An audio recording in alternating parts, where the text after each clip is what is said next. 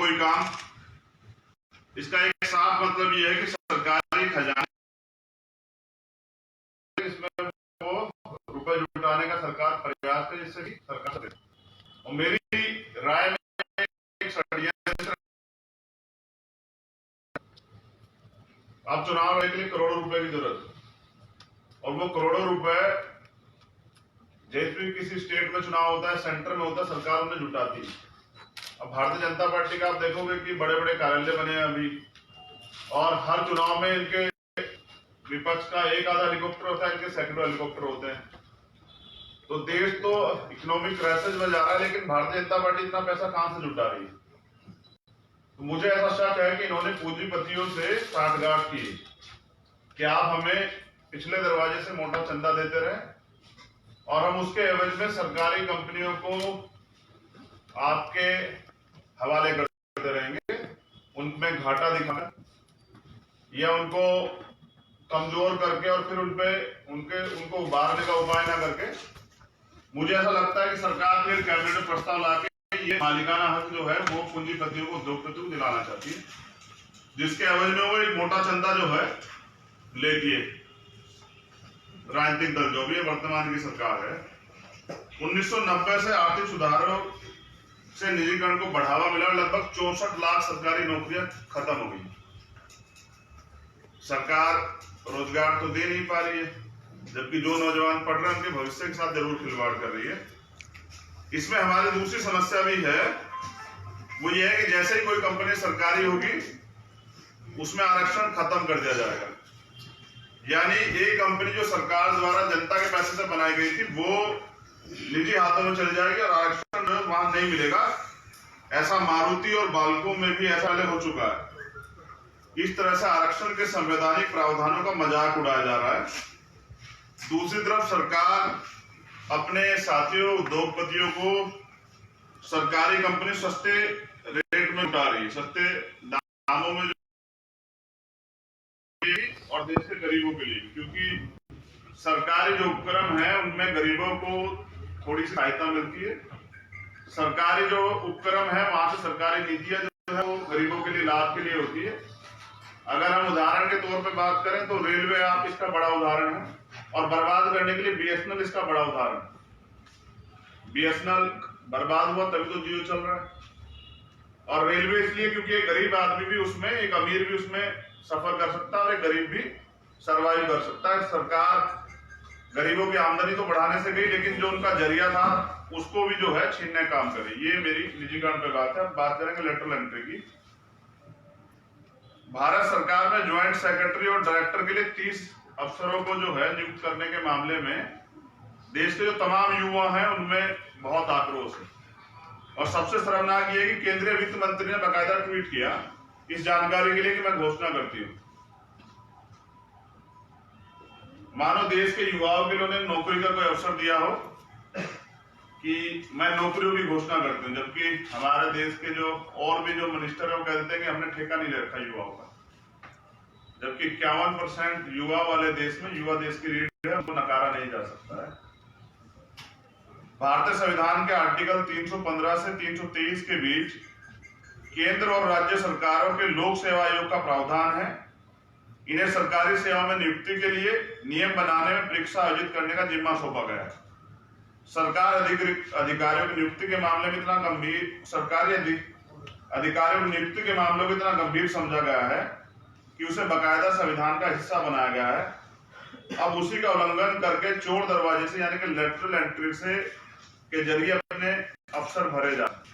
तो ये इसलिए भी बुरा है कि अगर सरकार अपने चहेते लोगों को सिस्टम में बिठा देगी तो मुझे लगता है कि राजा ने दिन कहा तो रानी ने भी दिन कहा और मंत्रियों ने भी दिन कहा। राजा ने रात कही तो रानी ने भी रात कही और मंत्री ने भी रात कही। कई मामलों में हमने देखा भी है कि आंदोलन करना हमारा कॉन्स्टिट्यूशनल राइट है, जबकि वहां लोहे की इतनी लंबी लंबी कीलें जो हैं वो गाड़ दी जाती है। और उसके साथ साथ जो है वो वायर जो है वो वायर लगाया जाता है जो बॉर्डर पे लगा हुआ है। इसमें कुछ बड़ी समस्याएं जो है वो फ्यूचर में जो आने वाली उसको भी मैं आपकी जानकारी में रख देता हूं। एक तो ये संविधान का खुला उल्लंघन है, क्योंकि अवसर की समानता के संवैधानिक सिद्धांत को पर लेटरल एंट्री एक हमला है। यहाँ इसमें अवसर की समानता नहीं, सरकार जिसे चाहेगी वो रखेगी। तो ये भी निजीकरण ही है।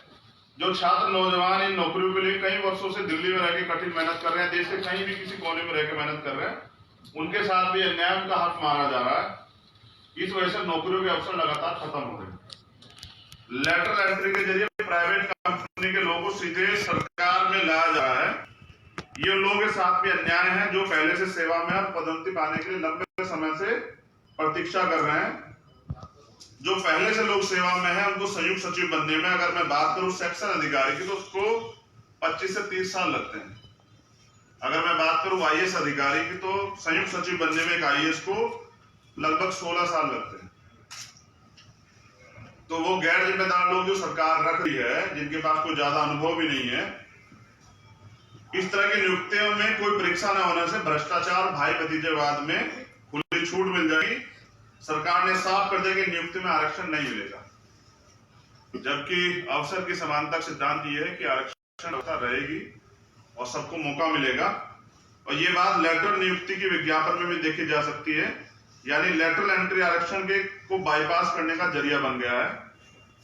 2019 में जो लेटरल भर्तियां हुई थी, उनमें एक भी SC, ST, OBC और माइनॉरिटी के व्यक्ति को कोई जगह नहीं दी गई थी। सरकार ने ना कोई विज्ञापन निकाला, ना कुछ के अपने चाहिए लोग वहां रख लिए थे। इससे सरकार के इरादे साफ है कि हमारी सरकार से, इससे सरकार का साफ होगी वो आरक्षण खत्म करना चाहती है। हमारी सरकार से मांग है कि लेटरल एंट्री बंद कर दे और प्राइवेट सेक्टर में रिजर्वेशन की व्यवस्था करे। क्योंकि मुझे ऐसा लगता है कि सरकार आरएसएस का जो छिपा हुआ एजेंडा, जैसे बहुत बार कहता है आरक्षण की समीक्षा होनी चाहिए, तो सरकार आरक्षण को खत्म करने का जो है, जो आरएसएस का एजेंडा था, उस पर पिछले दरवाजे से काम कर रही है और खूब धन इकट्ठा करके, यानी कि निजीकरण करके, अथाह धन इकट्ठा करके सरकारी जो संसाधन है और देश सरकारी डिपार्टमेंट संसाधनों में कब्जा करके लोकतंत्र की हत्या कर देना चाहती है, लोकतंत्र खत्म कर देना चाहती है। ये पूरा षड्यंत्र जो है चल रहा है। इसके खिलाफ हम लोग 7 मार्च को संसद का घेराव करेंगे। ये किसी कीमत पर बर्दाश्त नहीं किया जाएगा। इस देश के युवाओं के भविष्य के साथ खिलवाड़ की जाएगी और सरकार ये सोचेगी कि लोग चुपचाप बैठ रहेंगे। तो मैं भीम आर्मी और आजाद समाज पार्टी की तरफ से ये घोषणा करता हूं कि 7 मार्च को हम संसद का घेराव करेंगे और ये हमारे आंदोलन का पहला चरण है। अगर सरकार इसके बाद भी नहीं जाएगी और वो तानाशाही बरकरार रखेगी और इनको बेचने का प्रयास करेगी, पहली बात तो सरकारी किसी भी संपत्ति को हम लोग बिकने नहीं देंगे।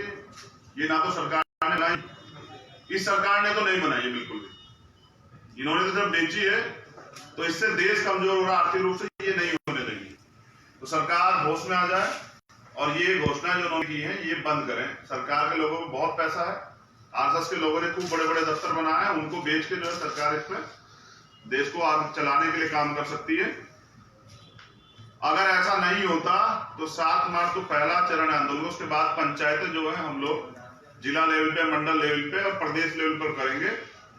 और ये आगामी जो भविष्य की जो रणनीति होगी आंदोलन को लेकर, वो बहुत सारे लोगों से डिसाइड बात करके प्रदेशों में हम लोग 2 अप्रैल की तरफ इस पर काम कर सकते हैं। लेटरल एंट्री बंद करो, तमाम खाली पद जो है वो भरे जाएं, जो बैकलॉग है।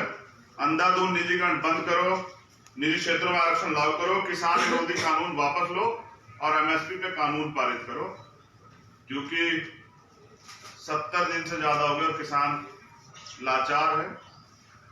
किस हालात में सरकार कोई परवाह नहीं, सरकार बस किलेबंदी कर रही है। सरकार जो है किसी की हितैषी नहीं है, ये एक एक करके सबको कमजोर कर रही है और सबके कमजोर होने से देश कमजोर हो जाएगा।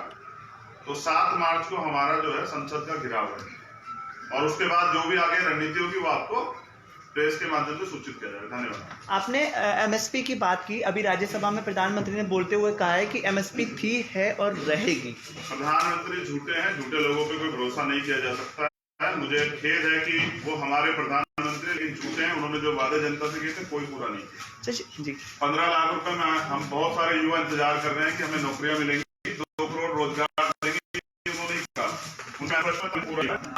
मैंने जैसा बताया कि बहुत सारा रोजगार उन्होंने छीन लिया है और ज्यादा भरोसा ऐसे लोगों पे नहीं किया जा सकता। किसान इसलिए सड़कों पे है क्योंकि प्रधानमंत्री भरोसा। जैसे ना विपक्ष को फूफी बताया, वो फूफी जो शादी में नाराज हो जाती है, तंज कसा है प्रधानमंत्री ने राज्यसभा में। एक और किस बताया तरह उन्होंने, है? आंदोलन जीवी आज नाम दिया है, बोला कि वही आंदोलनकारी हर जगह पाए जाते हैं, उनको ये अपना आंदोलन खड़ा नहीं कर कुछ सकते। लोग ऐसे हैं जो देश में जब भी अन्याय होता है वो लड़ते हैं, सरकार उनका सामना नहीं कर सकती, तमाम तरह के नाम रखते हैं। मुझे प्रधानमंत्री से कोई आपत्ति नहीं, मैं जानता हूँ कि वो आरएसएस की कठपुतली है और वो अपने मन से कुछ नहीं कर सकते।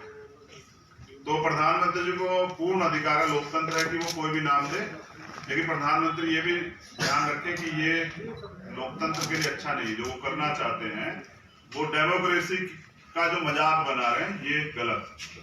दूसरा सवाल ये था कि आप जो आगामी जो आप उस मार्च को कह रहे हैं, जी। लेकिन ये तो कोई भी आंदोलन को चलने का प्रयास कर रही है सरकार, तो ऐसे में आपका क्या आदेश है? सरकार गोली चलाए, सरकार मुकदमे लगाए, अधिकारों की लड़ाई और अधिकारों से कोई समझौता नहीं हो सकता। सरकार बहुत दिन से इससे बच रही है, अब नहीं चलेगा। आपने निजीकरण में आरक्षण की बात करी, तो एक तरफ से आप निजी क्षेत्रों में जी निजीकरण का आप समर्थन कर रहे हैं एक तरफ से। नहीं, मैं समर्थन नहीं कर रहा हूँ, क्योंकि सरकार ने जो लागू कर दिया ना पहला, मैं उसकी बात कर रहा हूँ। मैंने तो कहा कि अब नहीं करने देंगे, जो पहला कर दिया उसमें भी हमें अधिकार चाहिए, क्योंकि अभी भी देश में एक बड़े तबके को जो है वो अधिकार नहीं मिले। और धन्यवाद। संसद का घेराव और पंचायती करने से क्या ये सरकार मान जाएगी?